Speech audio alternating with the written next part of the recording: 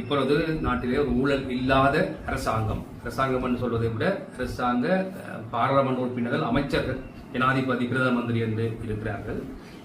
கிட்டத்தட்ட 70 நாடுகளுக்கு மேலே எங்களுக்கு நேரடியாக தொடர்பு கொண்டு உதவி பொருட்களை வழங்குகின்ற, அதே போன்று புலம்பெயர்ந்து வாழுகின்ற தமிழ், சிங்கள, முஸ்லிம் மக்கள், ஏனைய மக்களும் எங்களுக்கு அரசாங்கத்துக்கு நேரடியாக உதவி செய்கின்றார்கள்.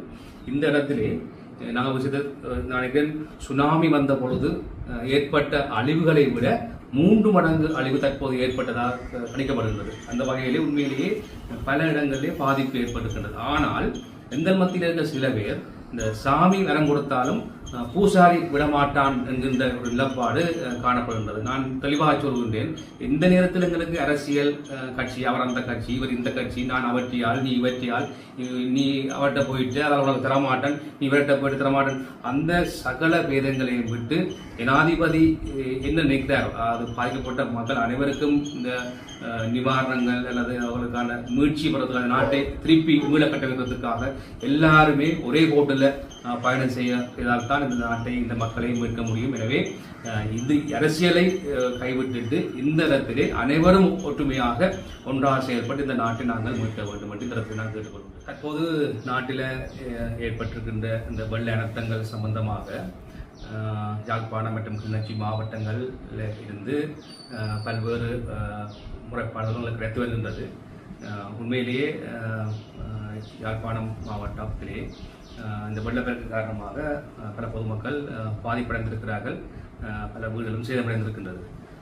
அந்த வகையில் சில இடங்களில், நான் குறிப்பாக எந்திரமும் சொல்ல முடியாது, ஆனால் எல்லா டிஎஸ் ஆஃபீஸ் மட்டங்கள்லையும் பலர் தங்களுக்கு தங்களுடைய பதிவுகள், சேதம் தொடர்பான பதிவுகள் முறையாக பதியப்படவில்லை, இல்லை கண்காணிக்கப்படவில்லை என்ற முறைப்பாடுகள் வருகின்றன. அது சம்பந்தமாக நாங்கள் யாழ்ப்பாணத்துடைய ஜிஏ, கிளிநொச்சி மாவட்டத்துடைய ஜிஏ, ஏனைய டிஎஸ் மேடம் தொடர்பு கொண்டு விடயங்களை கேட்டுக்கொண்டு வருகின்றோம்.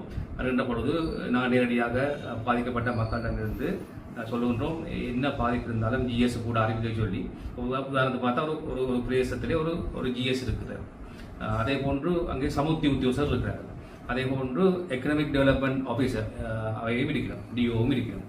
அப்போ 3 பேரும் இணைந்து இந்த மேலே இந்த சேதங்களை கள ஆய்வு செய்து சரியான தகவலை வழங்க வேண்டும் என்று சொன்னால், எங்களுடைய அரசாங்கம் பாதிக்கப்பட்ட எந்த மக்களுக்கும் பாதிப்பு ஏற்பட்டிருந்தால் அவர்களுக்கான நிவாரணம் வழங்கப்பட வேண்டும் என்று உறுதியாக இருக்கின்றோம். எனவே அந்த உறுதித்தன்மை தொடர்பாக ஜனாதிபதி இன்றும் சொல்லியிருக்கின்றார், சரியான தகவலை கொடுக்க வேண்டும். யாராவது பாதிக்கப்பட்டார்கள், தங்கள் நிவாரணம் கிடைக்கவில்லை என்ற முறைப்பாடு தங்கள் வரக்கூடாது என்பதை சொல்லியிருக்கிறார். எனவே தயவு செய்திடத்தில் நான் எல்லாரையும் கேட்டுக்கொள்கின்றேன், களத்தில் இருக்கிற அரச உத்தியோகஸ்தர்களுடைய கேட்டுக்கொள்கின்றேன், யாராவது மக்கள் முறைப்பாடு செய்தால் அவர்களுடன் முரண்படாமல், சில இடங்களிலே நீ அதை தாண்டி இப்போ டிஎஸ் தாண்டி மக்கள் பிரதிநிதிகளிடம் மக்கள் வருகின்றனர். அப்படி வருகின்ற பொழுது நாங்கள் அதை சம்பந்தமாக இன்ஸ்ட்ரக்ட் பண்ணுகின்ற பொழுது சில பேர் நீ என் எம்பி மேட்ட போனி உனக்கு செய்ய இயலாது என்கின்ற வகையிலே கதைக்கிறார்கள். சம்பந்தமாக நாங்கள் குறிப்பிட்ட டிஎஸ் பட்டத்தை சொல்லியிருக்கிறோம்.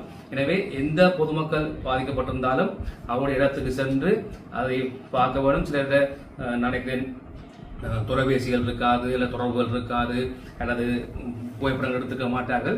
எனவே அந்த இடத்தில் நேரடியாக கள ஆய்வு செய்து அவர்கள் பாதிக்கப்படாமல் இருக்க வேண்டத்துக்கு அவர்களுக்கு நாங்கள் உதவி செய்ய வேண்டும் என்பது என்னுடைய தாழ்மையான கோரிக்கை. அதே போன்று அரசாங்கம் சரியான நிவாரணங்களை அறிவித்திருக்கிறது. இந்த நிவாரணங்களில் சில மக்கள் உண்மையிலேயே பாதிக்கப்படவில்லை. அப்படியானவர்கள் சில பேர் பொய் சொல்லியும் மாட்டுப்பட்டிருக்கிறார்கள். அவளும் தயவு செய்து மனிதாபிமான செயல்பட வேண்டும். பாதிக்கப்பட்ட மக்களுக்கு அந்த நிவாரணம் போய் சேர்றதுக்கு நாங்கள் எல்லாரும் ஒத்துழைப்போடு செயல்பட வேண்டும் என்று கேட்டுக்கொள்கின்றேன். அதே போன்றுதான் இந்த வெள்ள அனர்த்தத்திலே நேரடியாக பாதிக்கப்படாமல் ஆனால் வேறு வகையிலே பாதிக்கப்பட்ட சமூகம் உண்டு எங்கள் மத்தியிலே இருக்கிறார்கள். குறிப்பாக மீனவர்களுக்கு தொடர்ச்சியாக வானிலை எச்சரிக்கை விடுக்கப்பட்டதன் காரணமாக பல நாட்கள், 20 நாட்களுக்கு மேலாக அவர்கள் மீன்பிடி தொழிலில் ஈடுபடவில்லை. அவர்கள் நாளாந்த முளைப்பவர்கள், அவர்களும் இந்த அனர்த்தம் காரணமாக பாதிக்கப்பட்டிருக்கின்றார்கள்.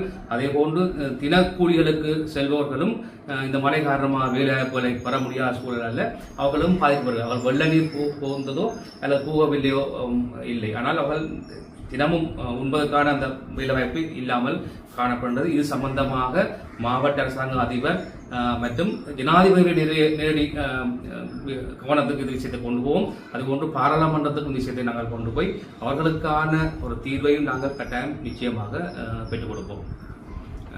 இப்பொழுது நாட்டிலே ஒரு ஊழல் இல்லாத அரசாங்கம் என்று சொல்வதை விட அரசாங்க பாராளுமன்ற உறுப்பினர்கள், அமைச்சர்கள், ஜனாதிபதி, பிரதம மந்திரி என்று இருக்கிறார்கள். கிட்டத்தட்ட 70 நாடுகளுக்கு மேலே எங்களுக்கு நேரடியாக தொடர்பு கொண்டு உதவி பொருட்களை வழங்குகின்ற, அதே போன்று புலம்பெயர்ந்து வாழுகின்ற தமிழ், சிங்கள, முஸ்லிம் மக்கள், ஏரிய மக்களும் எங்களுக்கு அரசாங்கத்தில் நேரடியாக உதவி செய்கின்றார்கள். இந்த இடத்திலே நாங்கள் விஷயத்தை நினைக்கிறேன், சுனாமி வந்த பொழுது ஏற்பட்ட அழிவுகளை விட 3 மடங்கு அழிவு தற்போது ஏற்பட்டதாக கணிக்கப்படுகின்றது. அந்த வகையிலே உண்மையிலேயே பல இடங்களிலே பாதிப்பு ஏற்படுகின்றது. ஆனால் எங்கள் மத்தியில் இருக்க சில பேர் இந்த சாமி வரம் கொடுத்தாலும் பூசாரி விடமாட்டான் என்கின்ற ஒரு நிலப்பாடு காணப்படுகின்றது. நான் தெளிவாக சொல்கின்றேன், இந்த நேரத்தில் எங்களுக்கு அரசியல் கட்சி, அவர் அந்த கட்சி, இவர் இந்த கட்சி, நான் அவற்றியால், நீ இவற்றியால், நீ அவர்கிட்ட போயிட்டு அதால் உனக்கு தரமாட்டேன், நீ இவர்கிட்ட போயிட்டு தரமாட்டேன், அந்த சகல பேதங்களையும் விட்டு ஜனாதிபதி என்ன நினைக்கிறார், அது பாதிக்கப்பட்ட மக்கள் அனைவருக்கும் இந்த நிவாரணங்கள் அல்லது அவர்களுக்கான மீட்சி பெறதுக்கான நாட்டை திருப்பி மீள கட்டமைக்கிறதுக்காக எல்லாருமே ஒரே போட்டில் பயணம் செய்தால் தான் இந்த நாட்டை, இந்த மக்களை மீட்க முடியும். எனவே இது அரசியலை கைவிட்டுட்டு இந்த இடத்திலே அனைவரும் ஒற்றுமையாக ஒன்றாக செயல்பட்டு இந்த நாட்டை நாங்கள் மீட்க வேண்டும் என்று இந்த இடத்தில் நான் கேட்டுக்கொள்கின்றேன். இந்தியாவை பொறுத்தவரையில் எங்களுக்கு பக்கத்து நாடு, அது நாங்கள் கோவிட் காலத்தில் கூட நாங்கள் தெருவாக பெட்ரோலுக்கு இல்லாமல் இருந்த பொழுது, மின்சாரம் இல்லாத பொழுது உடனடியாக எங்களுக்கு அந்த நேரத்தில் கப்பல்கள் மூலம் மிருகங்களை அனுப்பி அந்த எங்கள் நாட்டை மீட்டதிலே இந்தியாவுக்கு பெரிய பங்கு இருக்கின்றது. அதே போன்றுதான் உடனடியாகவே களத்திலே செயல்பட்டு உதவி செய்த முதலாவது நாடு இந்தியா நாடு. எனவே இந்தியாவுக்கும் இலங்கைக்குமான உறவுகள் ராஜதந்திர ரீதியாக நீடிக்கப்பட்டு அது இன்னும் பலப்படுத்தப்பட்டு அந்த மக்களுடைய தமிழ்நாட்டிலிருந்தும் பாரிய 950 டன் கொண்ட கப்பல்கள் 4 இலங்கைக்கு வந்திருக்கிறது என்று சொல்லப்படுகின்றது. அதே போன்று ஏனைய இந்த கண்டாவளையில் விழுந்த அந்த பாலத்தை கூட அவர் செய்து கொண்டிருக்கிறார். அதே போன்று மருத்துவ உதவிகள் அப்படி இருக்கின்ற பொழுது அந்த இலங்கைக்கும் இந்தியாவுக்குமான ராஜதந்திர உறவுகள் நல்ல வகையில் இருக்கின்றது. அது எதிர்காலத்திலே இந்த நாட்டை கட்டி வளர்க்கிறதுக்கு இன்னும் உதவி புரியும். நாங்கள் அதை பரிபூர்ணமாக ஆத்மார்த்தமாக நாங்கள் அதை ஆதரிக்கின்றோம். அவர்களுக்கு நன்றி. இந்திய அரசாங்கத்துக்கும் தமிழ்நாட்டு அரசாங்கத்துக்கும் எங்களுடைய அரசாங்கத்தின் சார்பிலே மனமார்ந்த நன்றிகளை தெரிவித்துக் கொள்கின்றேன். அதே போன்று இன்னும் ஒரு பிரச்சனை போய்கொண்டிருக்கிறது. இந்த நேரத்திலே இந்த கடலிலே காணப்படுகின்ற பிரச்சனை, இப்படி ஒரு பக்கத்திலே இந்திய அரசாங்கம் உதவி கொண்டிருக்கிற நேரத்திலே இந்த மீனவர்கள் இந்த வடக்கு பிரதேசங்களிலே நிர்மயமணி படகுகளில் இருப்பதாலே மீனவர்களுடைய வாழ்வாதாரம் பாதிக்கப்பட்டிருப்பதாக மக்கள் புரட்சியாக படைப்பட்டு கொண்டிருக்கிறோம். அதை நாங்கள் ராஜேந்திர ரீதியில் தீர்க்க வேண்டும். எங்களுக்கு ஒரு அமைச்சர் இருக்கிறார், மீன்பிடித்துறை அமைச்சர். அவர் பல்வேறு விடயங்களிலே இந்தியாவோடு சேர்ந்து செயல்பட்டு வருகின்றார். எனவே இந்த பிரச்சனைகளுக்கு நாங்கள் எல்லாரும் சேர்ந்து தீர்வுகளை காணலாம் என்று நான் நம்புகிறேன்.